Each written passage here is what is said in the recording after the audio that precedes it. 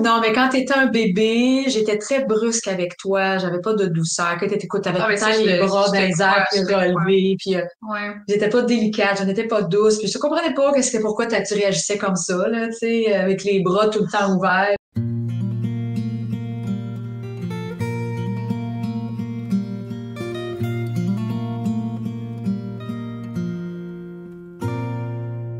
Bonjour, bonjour les parents.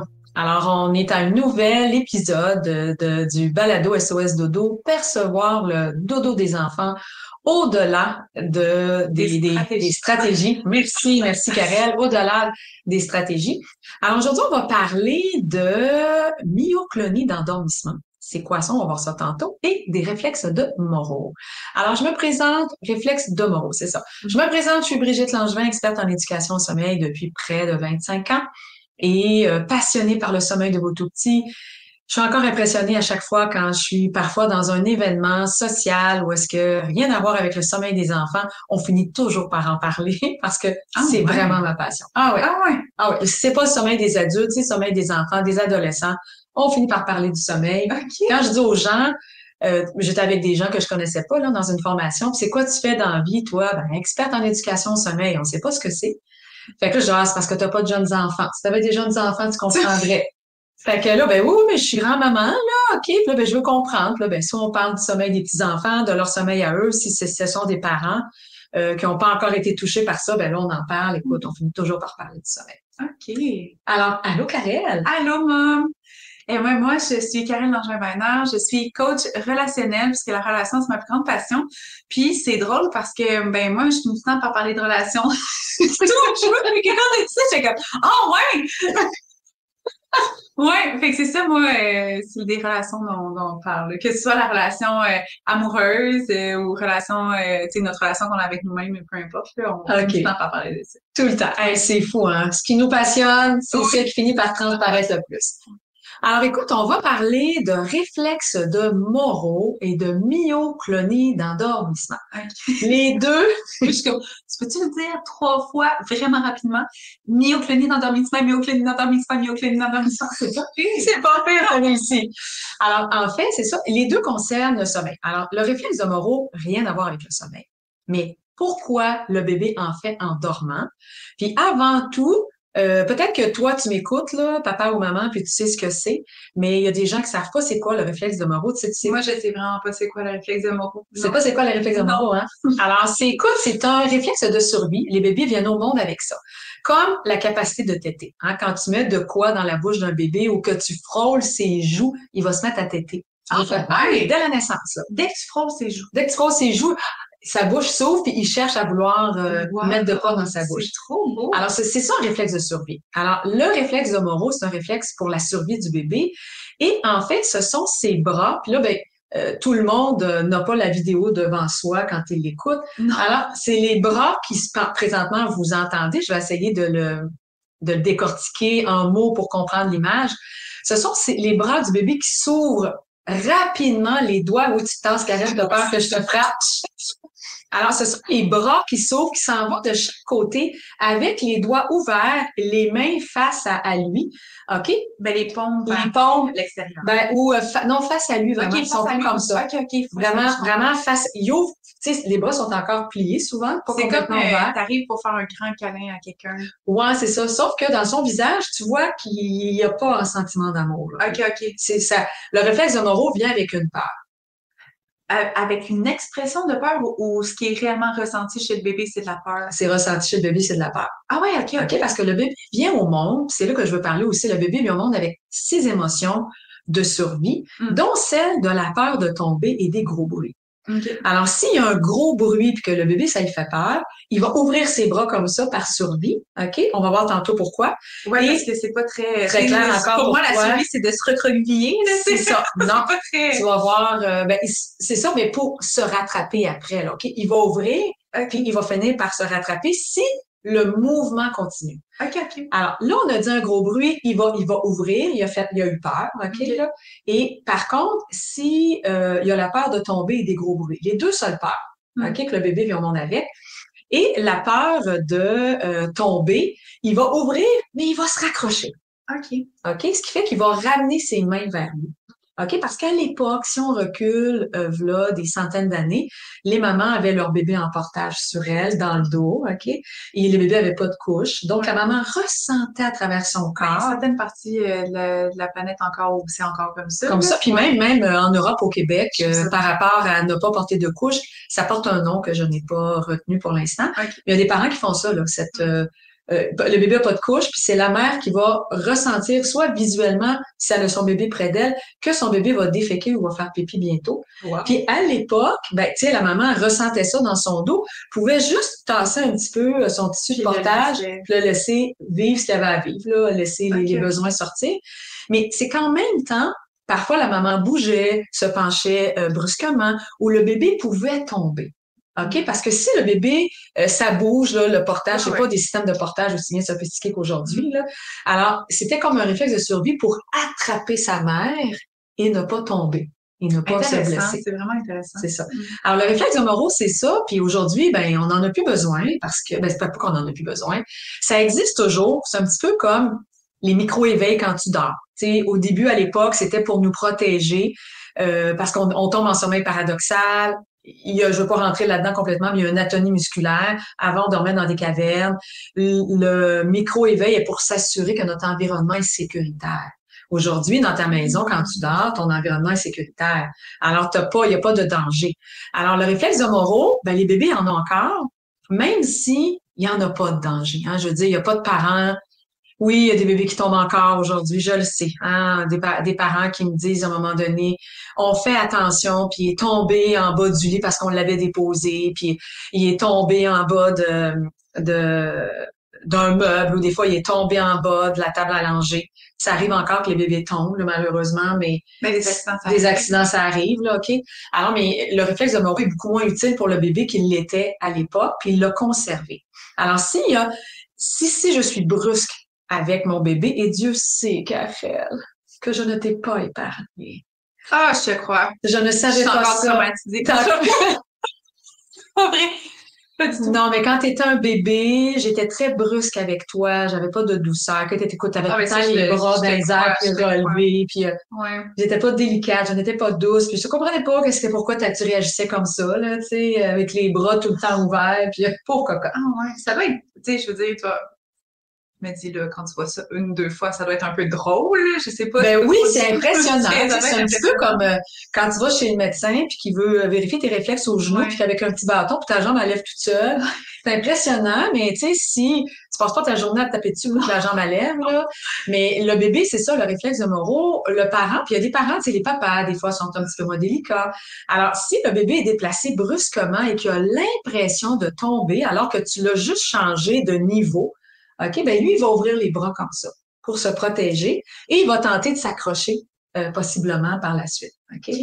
Donc, le réflexe de Moro, c'est ça. Puis c'est quoi le lien? Tu sais, on dit souvent, oui, ton bébé a un réflexe de Moro, c'est naturel, emmaillote-le.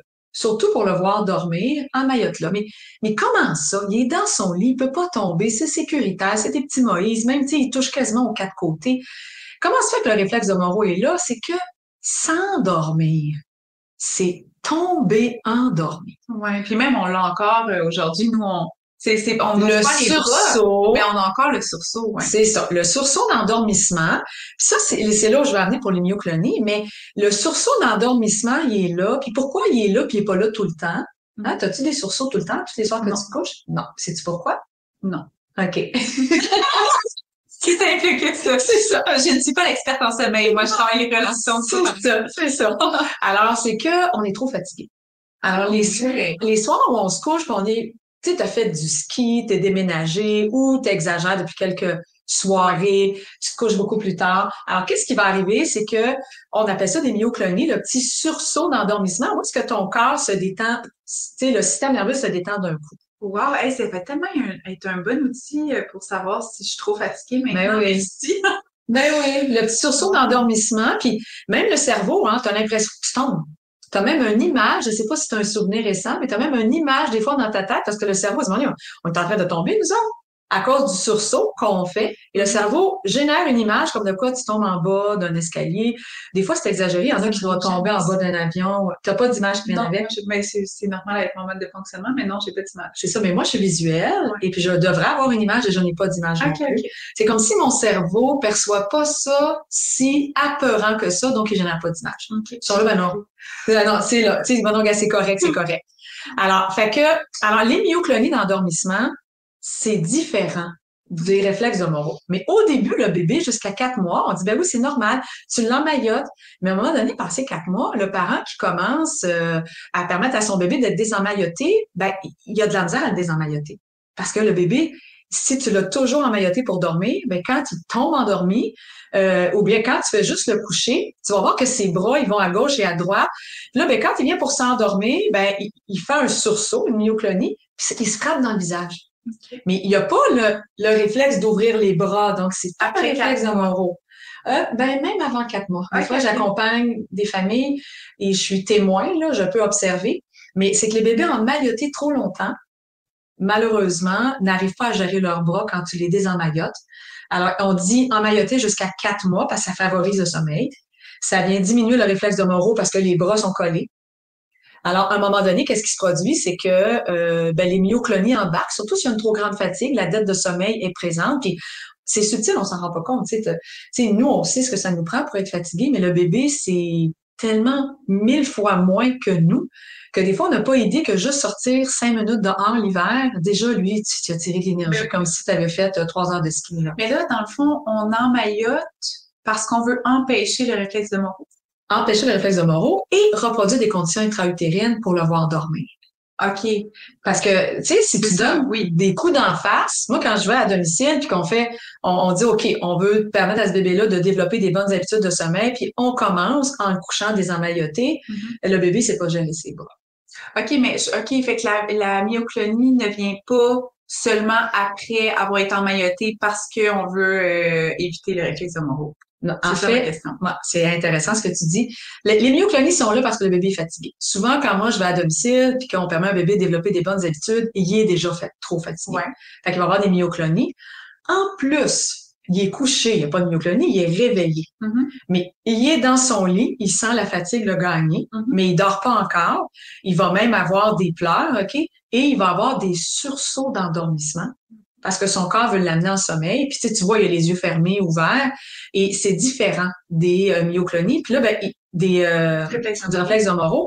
Puis là, il va en avoir, là, des fois, dans 10 minutes, il va en avoir 10. OK. Fait que le bébé commence à tomber endormi, à s'endormir, mais comme c'est tombé, puis que le cerveau perçoit comme s'il tombait, puis le cerveau fait pas la différence entre l'imaginaire et la réalité.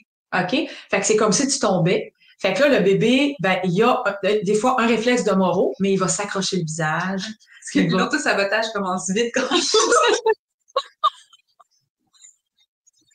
c'est très pénible pour les parents. C'est sûr. Parce que là, tu dis, ben là, écoute, il est sur le bord de s'endormir, puis des fois, ça prend 30 à 45 minutes de coups qu'il se donne d'en face.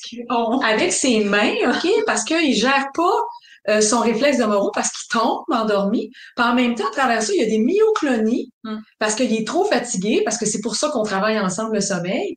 Alors, le bébé, il se donne des coups d'en face et des fois, ça peut prolonger jusqu'à 2 heures le temps d'endormissement parce qu'il se réveille lui-même. Puis, est-ce qu'il y a...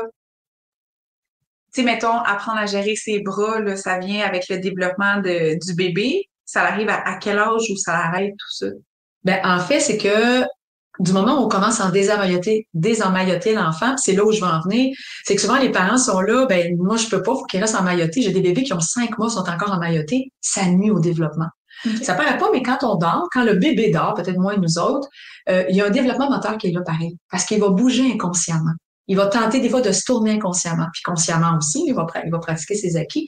Alors, le bébé qui est emmailloté trop longtemps, puis on parle pas là ici de gigoteuse, de barboteuse ou de slip-sack, là, qui est lousse dedans, là. On parle vraiment d'un emmaillotement saucisson, là.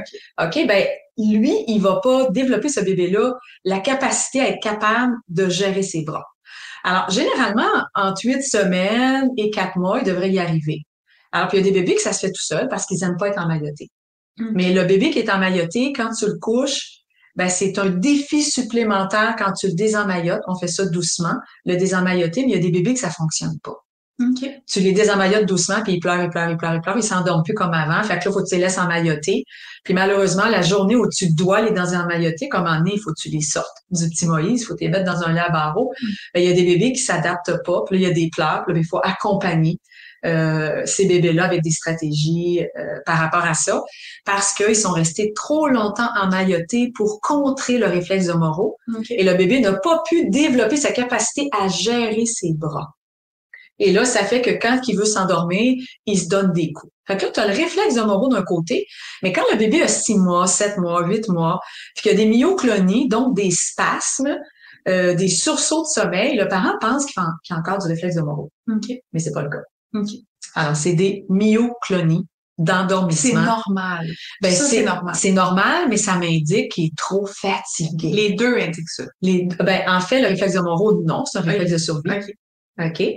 Tandis que, puis lui, il va disparaître en vieillissant. OK, c'est ça. Tandis que les myoclonies sont là pour rester, puis ils te témoignent que tu es trop fatigué. Mais c'est vraiment, c'est parfait. Ben oui, c'est parfait, mais il faut juste les distinguer. OK. Les distinguer. Alors écoute, j'ai nommé d'entrée de jeu qu'il y avait 6 émotions de survie. On a nommé la peur. Donc, je sais pas si tu connais les 6 émotions de survie. Ben, la peur, le dégoût. Attends, mais la peur, mais il y en a juste 2, hein, faut s'entendre. Il n'y a pas peur d'un million d'affaires. Non, mais t'as t'as dit peur des gros bruits puis de tomber, mais les parents, ils pensent que les bébés vont avec beaucoup de peur. C'est pour ça que je leur donne OK. Non, peur de tomber et peur des gros bruits. Ben, on apprend à avoir peur dans la vie. Oui. C'est ça aussi, c'est une programmation. C'est ça, on apprend après ça, les autres peurs se développent parce que tu observes tes parents, tu vis des expériences et là, tu développes des peurs. Mais le petit bébé ne vient pas au monde avec la peur d'être abandonné, oui, c'est ça. Il vient pas au monde avec ça. Ouais. Alors, puis tant qu'il y a un parent aimant, il connecte pas avec ça. Là. Alors, le parent aimant est présent, qui prend soin de ses besoins. Alors, on a le dégoût, tu as raison. Oui. Donc, après ça, on a la joie. La joie. La colère. La colère. Il en reste 2. Je pense au film, là, je suis en train de... La tristesse. La tristesse. Là, on a nommé 5 émotions qui font pleurer. Oui, mais il me semble qu'il y en a juste une qui est positive. Oui, c'est la... Oui! Non, mais je l'avais nommé. Non, tu l'avais pas nommé? Oui, je l'avais nommé. Ah, mais je t'ai pas entendu. Oui. Alors, on répète. OK? La peur. Attends, doucement, parce que je veux rappeler encore la peur de tomber des gros bruits seulement. Tu l'as tellement dit. Oui, mais les parents, ils ont peur que les enfants aient peur de d'autres affaires. OK.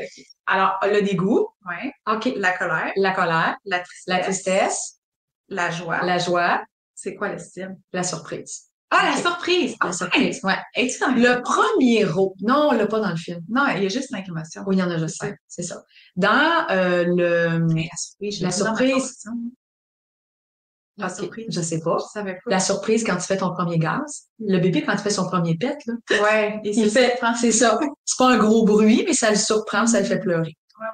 Quand on va, c'est ça, le premier pet. Je me souviens d'un vidéo avec une maman panda puis un bébé panda. OK. Ça a été viral, là, cette vidéo-là, parce que le panda, il fait un pet puis il sursaute, c'est tellement drôle. C'est ça. Ouais. Ben, c'est un bébé, hein. Okay. Un bébé, peu importe. Alors, son premier gaz, son premier pet, très québécois, son premier rot. OK. Tout aussi. Alors, c'est des sons qui viennent de lui et qui le surprennent, mais ça lui fait pas peur. Alors, c'est pour ça qu'il y a une nuance entre la peur des gros bruits puis la surprise. Ben, juste entre la peur et la surprise, une nuance. Ah, il y a une grande nuance, là, OK? Puis, mettons, si tu le surprends aussi, t'arrives dans son champ puis il s'attend pas ou il voit pour la première fois un chat ou un chien. Ça le surprend parce qu'il n'a jamais vu d'être vivant de cette façon-là. Alors, puis il peut se mettre à pleurer, là. OK? Puis si la surprise fait mal, comme un vaccin, OK, ben là, il va tomber dans la colère. OK, parce que là, c'est une insulte. Et on le comprend, là, si. Ben oui, c'est une insulte. Mais souvent, les parents pensent que le bébé vient au monde avec l'émotion de la douleur. Non, c'est une surprise journée avec la colère. Alors, pourquoi les bébés pleurent tant dans une journée? Parce qu'il y a 5 émotions sur 6 qui font pleurer. Ouais, c'est ça. C'est juste la joie qui est le fun. Mais aussi, c'est leur façon, tu sais, je veux dire, ils n'ont pas la parole pour communiquer. Tu sais, je veux dire, c'est une façon de communiquer aussi. C'est tellement bien nommé, ça. C'est leur façon de témoigner ce qu'ils ressentent. Ouais, je me rappelle, il y a un moment donné dans ton processus de carrière, là, où tu nommais souvent ça, que, dans le fond, le bébé, quand il pleurait, « Oh, crise de tabarnak, ça ne tente pas de dormir tout seul, blablabla. » Tu sais, comme juste pour Il vit des émotions! Oui, c'est ça, exactement. C'est ça, il était fâché. Tellement bon. C'est ça. Fait que des fois, je disais des gros mots pour démontrer la colère de l'enfant. Que présentement, il est dans son lit, il est pas content. Alors, s'il pouvait parler, il dirait pour des le gros mots. faire comprendre aux parents. Là, Ben oui, puis mettre de l'humour oui, là-dedans. Exactement. C'est ça. J'ai trouvé ça. C'est les seuls temps où je bon. sac, je pense, c'est ça, hein? C'est vrai, c'est Mon très Dieu. rare. Non, mais il y a eu un moment donné, je pense, en tout cas, autour de Noël, là, ça m'a surpris, t'avais sacré, j'étais comme, oh my god, ça touche vraiment ce que tu racontais, te touchait vraiment pour que tu sacs, j'étais surprise. Elle sac jamais, ma mère. C'est ça. À part quand je fais parler les bébés. Ouais, c'est ça, à part quand tu peux Quand je fais parler les bébés, c'est ça. Je n'ai pas modélisé ça de toi. Non, non, c'est ça. En fait, ce qu'il faut bien comprendre, c'est que Karel a sac vraiment beaucoup. Ben, pas vraiment beaucoup. Ah, C'est mais pas moi. OK, mais c'est pas par manque de vocabulaire, c'est juste parce que j'aime la langue québécoise. Puis que. Ah, c'est bien nommé. Ben oui, mais vraiment. OK. Mais là, je parle bien. Ah, ben je le sais. OK, bon, mais c'est ça. Je le sais. T'as raison, mais je pensais pas que tu l'avais nommé comme ça. Non, c'est juste, ben oui, c'est parce que ça, tu sais, il y a des mots qui représentent vraiment bien ce qu'on vit. Je trouve qu'un bon calice bien placé, ça a sa bonne représentation. Elle dit pas fort parce juste que ça, ouais. elle est avec moi. Non, mais juste, je sais pas, peut-être qu'il y en a qui vont être pensés. Mais, ouais. OK, c'est le mot bien choisi. Donc, si on revient à nos émotions, donc, ce que je disais, c'est qu'il y en a vraiment 5 qui font pleurer sur 6. Donc, faut pas s'étonner que nos bébés passent du temps à exprimer avec des pleurs leur déplaisir, OK? Donc, est-ce que j'ai eu peur? Est-ce que j'ai fait le sursaut? Est-ce que je suis en colère? Est-ce que j'ai été surpris? Est-ce que c'est dégoûtant ce que tu me donnes à manger? Ben oui, ça va générer des pleurs. Puis bon, ben la joie, ben ça génère beaucoup de plaisir. Puis selon l'intensité de l'enfant, ben ça va être plus ou moins intense aussi. Autant pour les 5 autres qui sont difficiles que pour celui qui est joyeux. Ouais. Ça m'avait surpris qu'il y ait juste une émotion qui était plaisante. Seulement qu'une, dans mais c'est pour la survie aussi, hein. Quand t'es en survie, ça va pas bien. Non, c'est pour ça que t'en as, je veux dire, qui sont vraiment plus au service. C'est ça. Et pourquoi qu'il y en a une qui est le fun? Parce que dans ta survie, tu veux que tes parents t'aiment, tu dis, oh, moi, je vais leur faire une coupe de souris. Non, il y a assez de cytocine dans le corps de maman. Souriais quand j'étais jeune? Ben, imagine que la capacité de reconnaître tes parents, OK, puis ta mère particulièrement, ça arrive autour de 5 à 7 semaines. OK. Alors, le bébé commence à faire des sourires de reconnaissance à son parent en se disant, non, toi, t'es pas comme la lumière. Parce que des fois, il sourit à la lumière, il sourit, tu te dis, voyons, qu'est-ce qu'il voit pour sourire comme ça? Ouais. Puis à un moment donné, il te sourit droit dans les yeux, là, puis tu dis, hey, mon Dieu, c'est à moi qui sourit, puis il me regarde, puis il est content. Ça fait un beau moment. Ah, c'est un beau moment, c'est sublime. C'est vraiment vers 5, 6, 7 semaines à peu près que le bébé reconnaît son parent puis qu'il va lui sourire. Ah ouais, je t'ai touchée avec ma chaleur, la chaleur de mon sourire. Mais toi, Karel, étant donné que tu es relationnelle, dès la naissance, tu as plongé ton regard dans le mien avec une affection là que j'étais là, mais mon Dieu, on dirait qu'elle me connaît puis que moi je la connais pas, mais on dirait quand même, puis moi je sais pas encore si je t'aime, là, tu sais, parce que là je viens de souffrir tellement là pour t'avoir, là, mais t'es le plus beau miracle de la vie, puis en même temps, c'était quelque chose pour moi là. Ben oui. Parce que tu sais, il y a des mamans qui disent, ça c'est bien de le défaire, ce mythe-là. Ce n'est pas vrai qu'on tombe en amour avec notre bébé dès la naissance, OK? Oui, notre lien d'attachement, il est là, l'ocytocine favorise ça, une hormone qui est très, très présente à l'accouchement. Mais moi, ça m'a pris quelques secondes. OK? Puis, il y a avant de dire... Quelques secondes? Ouais, quelques secondes. Tu sais, je t'ai pas aimé tout de suite, puis ça m'a saisi de voir. Ça t'a pas pris... Non, ça m'a pas pris 3 ans. Là. OK. Non, mais non. Il a dû voir ses yeux. Non, ça m'a pas pris 3 ans là, sur toi. Mais moi-même, j'étais comme déçue de moi de voir qu'il n'y avait pas un sentiment amoureux. Tu sais, les petits papillons, comme quand tu rencontres... le rush d'hormones, là, anyway. Là. C'est ça, mais mon rush d'hormones, le lien d'attachement ne crée pas des papillons comme les phéromones. OK? Puis là, ben, moi, je m'attendais à avoir des papillons. Tu sais, quand tu pars avec une idée, j'ai pas eu de papillons à ta naissance. Là. Fait que là, je pensais que je t'aimais pas.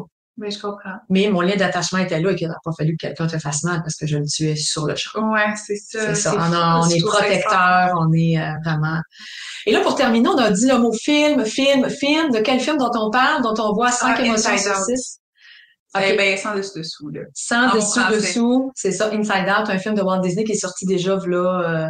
quelques années. Ouais, une dizaine d'années et plus, je dirais. 10 ans? Ah ouais.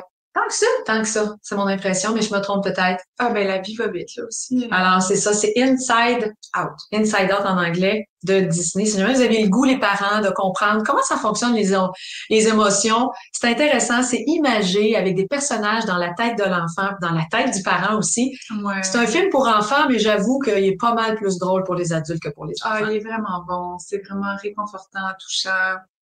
Ouais. Toi, tu l'as vu récemment, là, c'est ça, c'est ça. Ouais. Puis il t'a vraiment retouché comme la première fois. Oui, ben il y a tellement pour moi, de perles de sagesse puis de vérité. Tu sais, c'est comme, on peut se rappeler que c'est normal de vivre des émotions, que nos perceptions, comment ils se forgent aussi.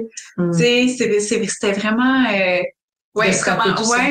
qu'est-ce qui est important, qu'est-ce qui peut être détruit puis reconstruit. Ouais, c'est vraiment beau. Fait que rien n'est final. Ouais. Tu sais, souvent, les parents ont peur de briser leur bébé. Mais justement, on dirait que je savais pas si je pouvais en parler tantôt quand t'as dit que t'étais brusque avec moi quand j'étais jeune. Ah ouais, donc. J'étais tout le temps en réflexe de Moreau. Ben, pas tout le temps, là. Justement, là. Mais tu sais, c'est parce que t'es venu au monde en novembre. Puis tu sais, je me souviens encore, là, t'étais bleu dans la salle de bain parce que t'avais froid, c'était pas assez chaud. Tu sais, c'est par après que j'ai compris que quand t'étais comme ça, t'étais pas bien, là, OK? Mais je le voyais pas parce que moi, j'étais bien. Par défaut, t'étais bien. Ouais, je comprends. Fait que vas-y. OK, ben, je me suis dit, en fait, je me demandais si ça n'avait pas eu un impact sur ma, ma programmation de comment on devrait se sentir dans la connexion. Ouais. Tu sais, si, mettons, j'étais souvent en réflexe de survie ou que j'avais froid ou whatever. C'est sûr que t'avais pas beaucoup de conscience, t'avais moins de 6 semaines, et ton corps en fait, était présent. oui, c'est ça, mais tu sais, la programmation, la plupart du temps, elle est dans l'inconscient. Ouais, très tôt dans la vie. C'est ça, très tôt, là.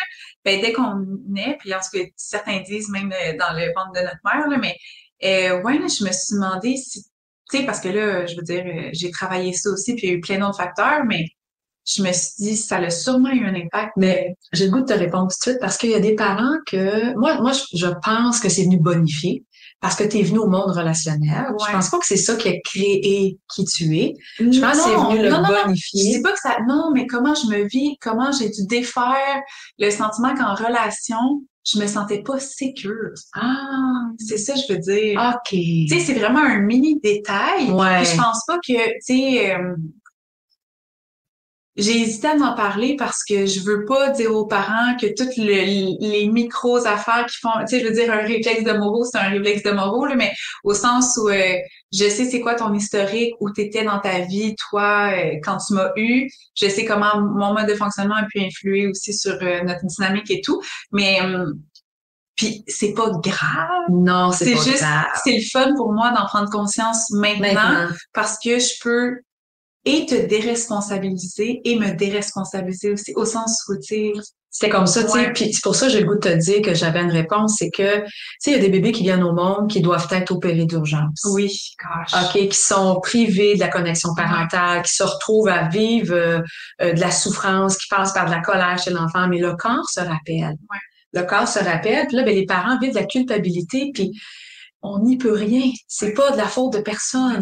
Est-ce que ça se répare? Ben oui, tout se répare avec le temps. Est-ce que ça l'a laissé des traces? Ben oui, ça l'a laissé des traces. C'est ça.